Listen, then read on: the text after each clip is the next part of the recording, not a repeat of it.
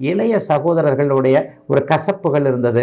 அண்ணன் என்னடா தம்பி என்னடான்ற மாதிரி இருந்த விஷயங்கள் எல்லாம் கொஞ்சம் சிம்மராசிக்காரர்களுக்கு நல்லவைகள் நடக்கப் போகின்றன.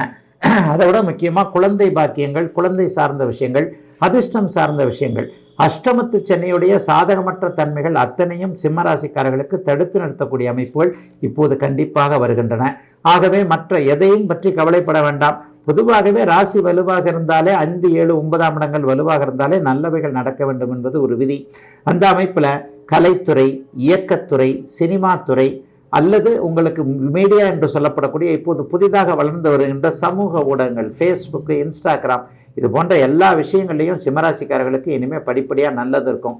என்ன இருந்தாலும் அஷ்டமச்சனி நேரங்களில் பணம் சார்ந்த விஷயங்களில் கொஞ்சம் சுருக்கம் ஏற்படும். ஆகவே கடனை யாருக்கும் கொடுத்துடாதீங்க. கடன் வாங்கினாலும் கடன் கொடுத்தாலும் ஓரளவுக்கு அதை திருப்பி கொடுக்கறது, திருப்பி வாங்குறதுல கொஞ்சம் கஷ்டங்கள் இருக்கும். கிரெடிட் கார்டு விஷயங்களில் கொஞ்சம் கவனமாக இருக்கணும். நண்பர்கள் விஷயத்தில் மட்டும் கொஞ்சம் அவருக்கு ஜாமீன் கையெழுத்து போட்டேன், இவருக்கு ஜாமீன் கையெழுத்து போட்டேன், இவருக்கு கேரண்டி எடுத்துக்கிட்டேன், இந்த மாதிரியான விஷயங்களில் கொஞ்சம் மூக்க நீட்டாமல் சிம்மராசிக்காரர்கள் இருப்பது நல்லது. திருமண விஷயங்கள் கொஞ்சம் மன அழுத்தத்தை கொடுத்தாலும் கூட முதல்ல டக்குன்னு ஏமாற்றத்தை கொடுக்குற மாதிரி இருந்தால் கூட பின்னாடி நல்ல விஷயங்கள் கண்டிப்பாக நடக்கும். வேறு இனம், வேறு மதம், வேறு மொழி, இந்த மாதிரியான விஷயங்களில் காதலை வைத்திருப்பவர்கள் இந்த நேரத்தில் தாய் தகப்பன்ட்ட உங்களுடைய சம்மதத்தை கேட்டு அதற்கேற்ற போராட்டங்களில் ஈடுபடுவீங்க. பொதுவே அஷ்டமச்சனி நேரத்தில் கல்யாண அமைப்புகள் அமையாது. இருந்தாலும் காதல் அமைப்புகள் ஓரளவிற்கு கட்டுப்பட்டு இருக்கக்கூடிய, நிறைவேறக்கூடிய வாய்ப்புகளை கொடுக்கக்கூடிய நல்லதொரு குரு பயிற்சியாக அமைந்திருக்கிறது இந்த குரு பெயர்ச்சி சிம்மராசிக்காரர்கள் எல்லோருக்கும்.